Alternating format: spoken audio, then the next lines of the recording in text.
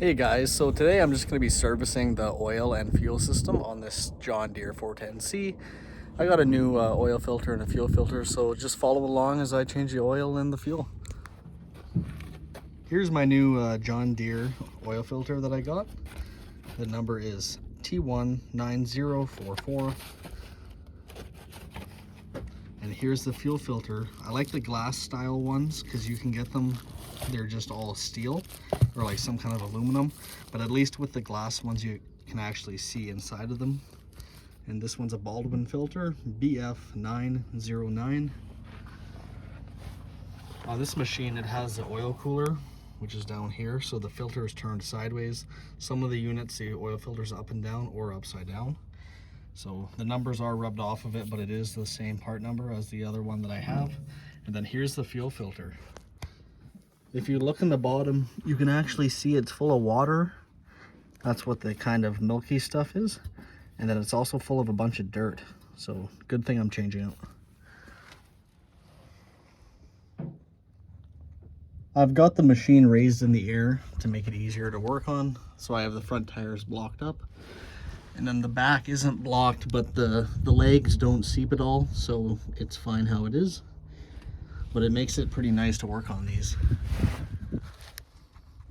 So right underneath the machine here is the oil pan, and then here's my drain plug for the oil system. So got my socket and everything here. I have a 29 mil. That's pretty close to 1 3/16. Yours might be the same size or different, but we'll just crack her loose.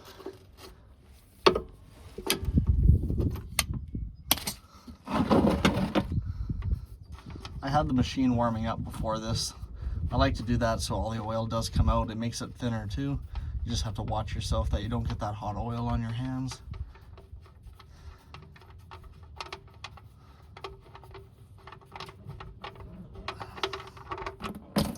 There we go. I haven't changed this oil yet since I bought the machine.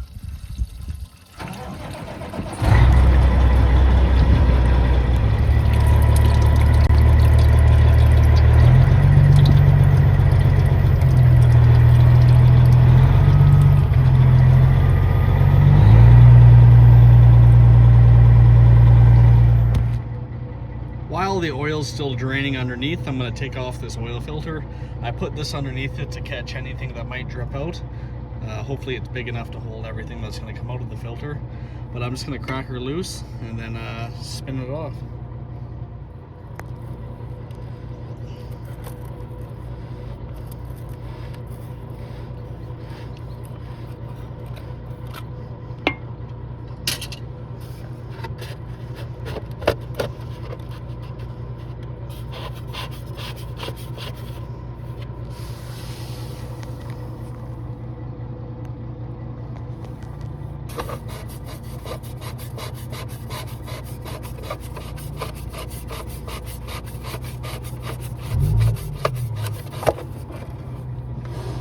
Actually, it wasn't that bad, not that much came out, but here it is.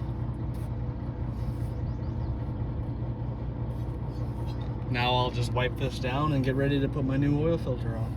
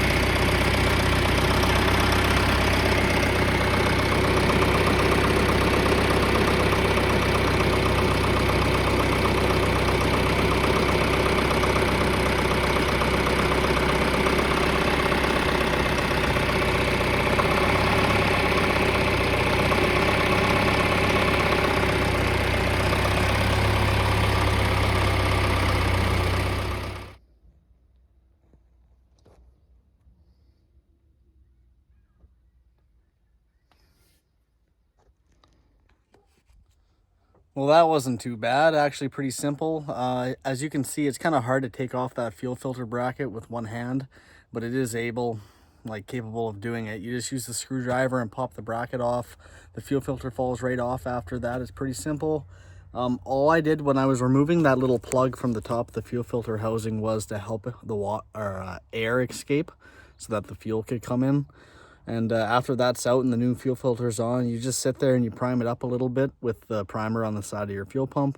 Once it's full, you just put the plug back in, and then I started it up.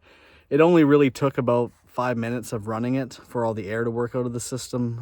You know, the air's out when it actually stops. The RPM goes up and down a bunch. But yeah, it almost, I didn't have to bleed the injector lines or anything, so that was pretty good. I filled it up with that cat oil. It's pretty good stuff, 040. I run it all year round. A little bit thin in the summer, but I use it mostly in the winter. And overall, I'm happy, and it turned out great. I'm just happy that I won't have to service it for probably 2 more years for the amount that I use it. But right on, thanks for watching, and soon I'll be posting other videos. Hopefully, it seems like, not hopefully, but my water pump is leaking a little bit, so I'm probably going to do a video on doing the water pump soon. But all right, guys, talk to you later. Bye.